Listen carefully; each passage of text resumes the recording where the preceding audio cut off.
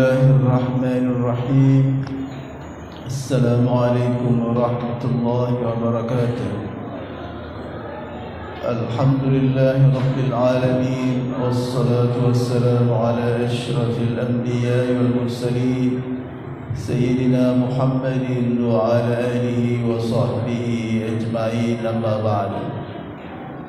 Kaum muslimin dan muslimat yang dimuliakan Allah Subhanahu wa taala, kita bersyukur alhamdulillah kita telah menunaikan salat subuh kita. Semoga Allah Subhanahu wa taala menurunkan taufiknya kepada kita.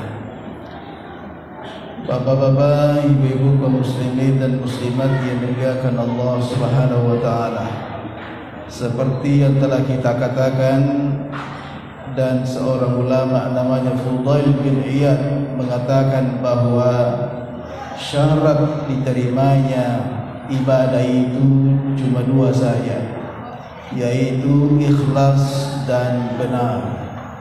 Kita sudah bicara tentang ikhlas pertemuan pertama tadi malam. Pada subuh hari ini kita akan bahas bahwa ibadah itu harus benar. Nah, kebenaran daripada ibadah yang kita lakukan ini selalu bersandar kepada contoh yang diberikan oleh Nabi sallallahu alaihi wasallam. Kalau kita bicara masalah ibadah salat umpamanya, maka yang pertama-tama yang harus kita pelajari bagaimana kita cara bersucinya harus benar. Nah, kalau kita sudah bersuci dari najis, hadas kecil, hadas besar sudah benar, maka kita pindah kepada bagaimana wudunya benar. Jadi ketika kita bersuci dari najis, apakah ketika kita buang air mensucikannya sudah benar? Karena di sana ada beberapa macam najis, ada najis mukhaffafah, mutawassitah dan mughalladhah. Nah, kemudian kita pindah kepada namanya berwudu. Apakah selama ini kalau berwudu sudah benar? Ini juga harus selalu kita merujuk kepada cara-cara seperti ini.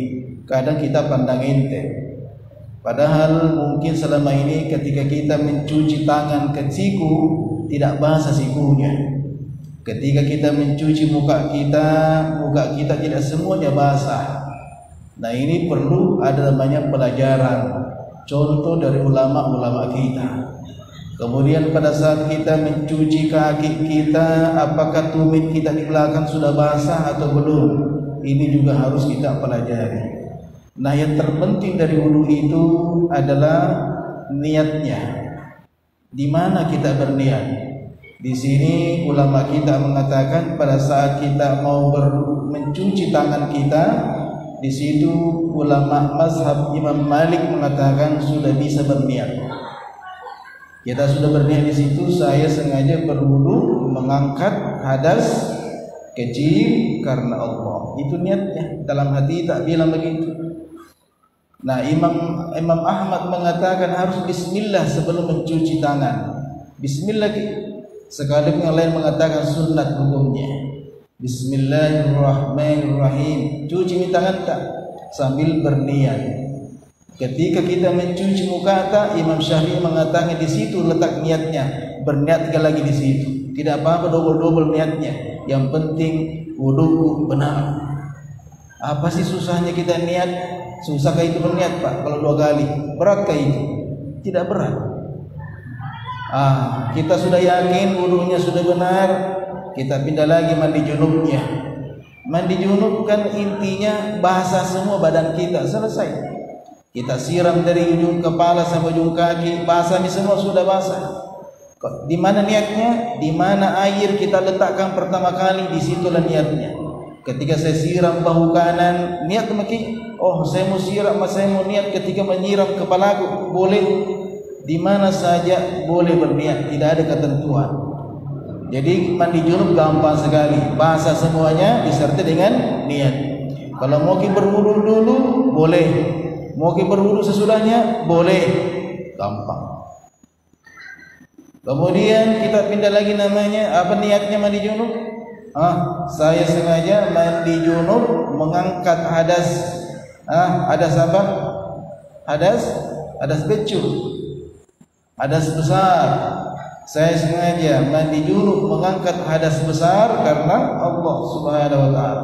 Mungkin bahasa Bugis, bagaimana bahasa Bugisnya itu? Apa bahasa Bugisnya itu mandi junub? Wakatta mandi junub, wakatta Allah lupa tuh ya. Jadi bisa bahasa Bugis, bisa bahasa apa saja. Nah, kemudian kita tayamum, umpamanya tidak ketemu air, silakan tayamum. Bagaimana niat tayamumnya? Tayamum itu niatnya saya sengaja bertayamum mengangkat atau mengharuskan. Mengharuskan, tidak boleh mengangkat. Jadi kalau kita bertayamum mengatakan saya sengaja bertayamum mengangkat hadas, batal tayamumnya. Jadi kita bilang saya sengaja bertayamum mengharuskan salat karena Allah. Mungkin bahasa Arabnya nawaitu tayammuma listibahatis shalah. Selesai lillahi taala. Begitu tayamum, tayamum gampang sekali. Ambil saja batu, gosok-gosok tangan, basuh mukanya, basuh tangannya. Mau sampai di sini atau sampai di siku. Kalau di pesawat seperti itu. Ya jangan di kursi. Saya tidak sepakat di kursi itu. Mana ada debu di situ di kursi? Tidak ada debu di kursi. Jadi kita bawa batu ke pesawat. Ya batunya jangan 1 kilo. Yang kecil-kecil saja Pak. Begini kecil. Bawa digulung-gulung begini. Ini mazhab apa? Mazhab Imam Malik. Enggak usah Imam Syafi'i. Berat-berat sedikit. Agak berat. Harus debu Imam Syafi'i. Batu seperti ini, gosok mukanya, gosok lagi tangannya sampai di sini, boleh, nggak usah lagi ditarik-tarik ya. Ini mazhab apa? Mazhab Imam Malik. Gampang ibadah itu kalau kita ngerti. Ya, pada saat disapu mukanya berniat saya sengaja tayamum, mengharuskan sholat karena Allah. Pada saat mukanya selesai tayamumnya. Kita lagi sakit di rumah sakit, tidak bisa ambil air, ambil batu kecil, ambil kakak batu muka sholat. Gosok batunya. Kan sakit di rumah sakit, berbulan-bulan di rumah sakit. Pakai apa? Pakai batu saja. Batu kerikil itu. Nah, sekarang kita mau pakai salat. Kalau mau salat, apa dulu yang kita lakukan? Azan. Perbaiki azannya. Jadi azan itu harus benar. Selama ini beberapa masjid yang saya dengar kurang bagus suara azannya, kurang bagus cara menyebut azannya. Padahal azan itu pahalanya sama pahalanya imam masjid. Bahkan Imam Syafi'i mengatakan bahwa azan itu, orang yang azan itu lebih besar pahalanya daripada orang yang imam. Imam Abu Hanifah mengatakan tidak, imam lebih besar pahalanya daripada tukang azan. Jadi tolong tukang azan ini perbaiki cara azan bila. Apalagi di pesantren An-Nahdha ini pusatnya ilmu pengetahuan, terus azannya kayak kelas 1 SD, malu-maluin. Maghrib waktu tarawih tadi malam, siapa yang azan itu? Asyhadu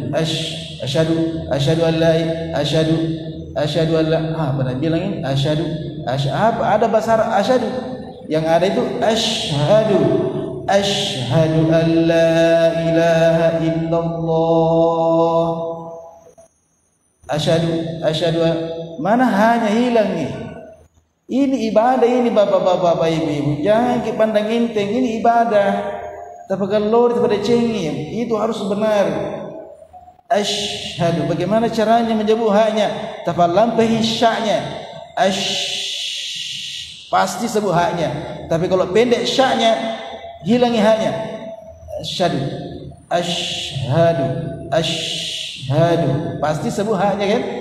Asyhadu an la ilaha illallah. Selesai.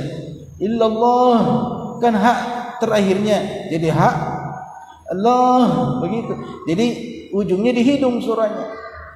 Apalagi hayya 'alas shalah. Jadi hidung, bukan salat titik, salat mana haknya hilang. Ada juga saya dengar hayyalal shalah, PD-nya pakai alif lam, hayyalal shalah. Yang benar apa? Hayyalas shalah, tidak ada alif lamnya. Kenapa? Karena shalah itu huruf syamsi. Ini semua juga jangan dipandang enteng kodong. Ini ibadah dari Rasulullah sallallahu alaihi wasallam. Bahkan dia mengatakan azan itu dari Isra Mi'rajnya Rasulullah. Terus yang azan sembarangan. Hayya 'alal shalah. Tidak boleh hayya 'alal shalah. Hayya 'alas shalah. Nanti hayya 'alal falah baru. Hayya 'alal falah. Kenapa ada hak? Karena hak terakhir. Hayya 'alal falah. Tuh, ada hak terakhir kan? Karena hak terakhir. Ini juga harus dipelajari, jangan sembarang orang naik azan. Kira berapa, mungkin ada 1 bulan yang lalu, ada tukang azan di bagian saya lagi salat di salat duhur. Itu tukang azannya dia bilang begini, hayyalal falah. Ya, apa yang hilang di situ, Pak? Hayyalal falah. Tidak ada ainnya. Hayya'a, hilang ainnya. Hayya 'alal falah. Dia bilang hayyalal fa. Hayyalal fa. Mana ainnya hilang? Terus saya datangi, saya tegur, Pak, hilangi ainnya tadi kita azan. Bagaimana? Begini. Hayya 'alal. Oh, ada ain? Iya, ada ain. Nah, kalau kita melihat orang begitu salah, langsung ditegur. Jangan diam-diam semua sampai hari kiamat akan azan begitu terus. Datangi dengan baik-baik, Pak. Tadi ada yang hilang tadi hurufnya azan ki.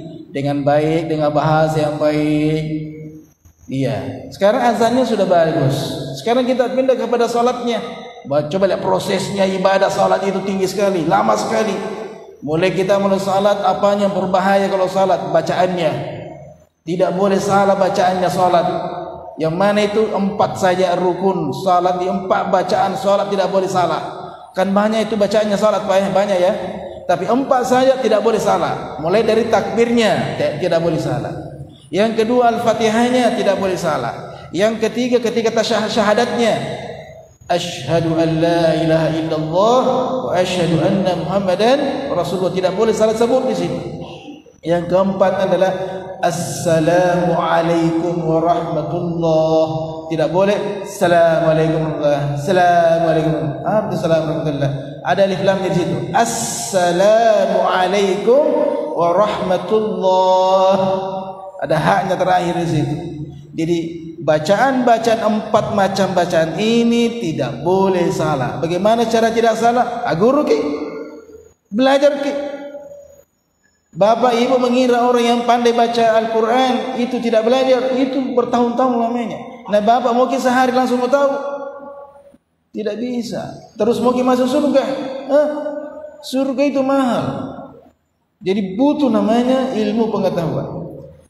Nah, kemudian kita pindah kepada puasa. Sedikit tidak lama. Puasanya harus benar. Coba kita lihat dalam Al-Quran. Ya ayyuhalladzina amanu kutiba alaikumus siyam. Siyam. Allah tidak mengatakan kutiba alaikumus shaum. Betul? Allah tidak mengatakan as-shaum, tapi as-siyam. Kalau as-shaum itu sekedar tidak makan, tidak minum, itu namanya shaum. Tapi Allah mengatakan as-siyam, bukan sekedar makan, bukan sekedar tidak makan dan tidak minum. Apa buktinya? Nabi mengatakan man lam yad'a qaula az-zuri wal 'amala bihi falaysa ila Allah hajatan ay yad'a ta'amahu wa syarabah. Barang siapa ada orang yang tidak mampu menahan lidahnya, tidak mampu menahan tangannya. Apa maksudnya itu? Apabila ada orang yang tidak mampu menahan lidahnya untuk menyakiti orang lain, tidak mampu menahan tangannya untuk menyakiti orang lain, maka Allah tidak butuh kepada tidak makannya dan tidak minumnya. Jadi tidak ada artinya puasa tak kalau kita menyakiti orang lain dengan lidah tak. Nah, lidah ini hubungannya dengan apa? Bicara ribunri. Apalagi at-tajassus. Apalagi yaqtab ba'dukum ba'da. Ada 3 itu. Kita lihat ayatnya. Ya ayyuhalladzina amanu ijtanibu katsiran minadh-dhanni. Berprasangka buruk. Tolong jangan kita berprasangka buruk banyak-banyak Pak Ibu, itu sudah dosa. Apa kata Allah? Fa inna ba'da dhanni itsmun. Orang yang berprasangka buruk, sebagian daripada prasangka buruk adalah dosa, kata Allah. Mau saya kasih kisah sedikit. Ada Nabi kan pernah mengatakan, kalau dalam peperangan ya, Nabi mengatakan kalau ada dalam berpeperangan melawan musuh, kalau ada yang mengatakan la ilaha illallah, tidak boleh lagi kita bunuh, haram darahnya. Nah, satu ketika ada seorang sahabat pada saat ingin menebas lehernya seorang kafir, orang kafir mengatakan la ilaha illallah, la ilaha illallah, tetapi tetap saja ditebas leher. Akhirnya ada yang melaporkan kepada Nabi, ya Rasulullah, si A itu orangnya sudah mengatakan la ilaha illallah, masih tetap dibunuh orang kafirnya. Dan dipanggillah, kenapa kamu orang sudah mengatakan la ilaha illallah, kamu tetap membunuhnya? Dia bilang pura-pura gitu, ya Rasulullah, mau selamat. Apa namanya, prasangka atau bukan? Prasangka dia mau selamat, ya Rasulullah, dari pedangku, makanya dia mengatakan la ilaha illallah. Ternyata memang ada sejarahnya antara keduanya pernah buku bombek dulu waktu sama-sama kafir. Ada sejarah sebelumnya, makanya dia bunuh. Akhirnya dia datang kepada Nabi, ya Rasulullah, minta maaf Kak, salah Kak, waktu itu memang ada kebencianku sama dia. Akhirnya Nabi tidak menoleh kepada dia. Terus sahabat mengatakan, ya Rasulullah, minta ampunkan saya kepada Allah. Nabi tidak menoleh. Akhirnya Nabi mengatakan, Allah, saya tidak mau berdoa untuk kau diampuni. Marah Rasulullah pada saat itu. Akhirnya tidak beberapa hari sahabat ini meninggal dunia. Pada saat meninggal dunia, kemudian mau dikuburkan, pada saat diletakkan mayatnya di lubang, terlempar mayat keluar. Pernah lihat mayat terlempar, Pak? Ini sejarahnya ini. Allah ingin memperlihatkan kepada kita bagaimana dosanya orang berprasangka seperti salah bunuh. Akhirnya sahabat ini dikuburkan di mana? Di antara dua gunung. Ini gunung dilempar mayat di bawah gunung, terus dilempar lagi batu di atasnya agar supaya tidak dimakan burung. Tidak, bumi menolaknya. Ini di zamannya Rasulullah. Jadi apa tadi? Tidak boleh berprasangka buruk. Yang kedua, wala tajassasu, jangan tajassus. Apa tajassus? Mencari-cari aibnya orang, kemudian disebarkan di Facebook, disebarkan di mana? Di WA. Itu orang begini, itu orang begini. Dicari-cari kesalahannya. Apalagi yang ketiga, wala yakta ba'dukum ba'da, menggibah, bicara rimunri. Pendeknya itu orang. Gemuk nah. Apa namanya itu, Pak? Gibah namanya. Apa kata Allah? Ayuhibbu ahadukum ayyakula lahma akhihi maita? Apakah kamu mau memakan bangkai saudara kamu sendiri? Bapak-bapak, ibu-ibu, kalau kita menggibah orang, itu sama dengan memakan bangkainya saudara kita. Bagaimana dosanya itu kalau kita memakan bangkainya saudara kita? Makanya kalau kumpul-kumpul seperti ini, program memang di kepala tak, saya tidak mau menggibah orang hari ini, saya tidak mau menggibah orang hari ini. Kenapa? Karena kita tidak mau harus bertemu dengan orang. Apalagi kalau kita duduk di dokter itu sambil minum kafe, nabi cerita ini. Aisyah pernah didatangi seorang wanita. Seorang wanita itu pergi, Aisyah beginikan tangannya. Artinya orang itu pendek. Terus Nabi mengatakan, Aisyah, itu isyarat tanganmu itu kalau dicampurkan dengan laut itu akan keruh, karena itu baru isyarat. Jadi ternyata bicara rimunri itu, ghibah itu bukan hanya hubungannya dengan lidah, termasuk isyarat. Jadi umpamanya ada orang lewat, apa maksudnya? Gemuk. Jadi isyarat-isyarat tangan itu membuat itu ghibah juga. Ada juga isyarat pakai mata. Isyarat itu juga ghibah juga itu. Jadi tolong jangan batalkan puasa tak gara-gara ghibah. Kita ini tidak ada yang lolos dari ghibah. Makanya kita harus sudah diprogram di kepala kita, sebelum saya ketemu dengan teman saya ini, saya tidak mau menggibah orang lain. Sekiranya demikian, mudah ada manfaatnya. Wassalamualaikum warahmatullahi wabarakatuh. Mari kita berdoa kepada Allah. Kita doakan khususnya kepada anak guru tak, Abadur Zaman, semoga Ananda, adik kita ini tersembuhkan oleh Allah Subhanahu wa taala, dan juga kita kirim al-Fatihah kepada saudara saya Baharuddin almarhum yang telah meninggal dunia, karena bayangan saya masih ada di samping saya ini. Ya, Bismillahirrahmanirrahim. Bismillahirrahmanirrahim. Alhamdulillahirabbil alamin arrahmanir rahim maliki yaumiddin. Iyyaka na'budu wa iyyaka nasta'in. Ihdinas siratal mustaqim. Siratal ladzina an'amta 'alaihim ghairil maghdubi 'alaihim waladdallin. Ya Allah, ya Tuhan kami, ya Allah, kami berkumpul pada pagi hari ini, ya Allah. Ini adalah hari bulan Ramadan, ya Allah. Engkau telah mengistijabah doa-doa kami, ya Allah. Ya Allah, sembuhkanlah seluruh orang-orang yang sakitmu, ya Allah. Engkau Maha Penyembuh, ya Allah. Hamba-Mu bernama Durzaman bin Haritha, ya Allah, sembuhkanlah penyakitnya, ya Allah, ya Rabbal Alamin. Ya Allah, jadikanlah orang yang sehat, yang panjang umurnya, ya Allah, berikan taufik kepadanya.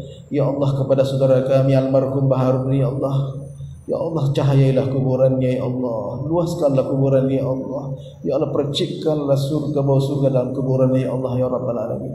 Rabbana afrik alaina sabran wa tawaffana muslimin. Rabbana afrik alaina sabran wa tawaffana muslimin. Rabbana afrik alaina sabran wa tawaffana muslimin. Rabbana lana wal walidina wal masyayikhina innaka antal ghafurur rahim. Rabbana atina fid dunya hasanah wa fil akhirati hasanah wa qina adzabannar. Wa sallallahu wasallam alaihi walhamdulillahi rabbil alamin. Al-Fatihah. Astagfirullahaladzim.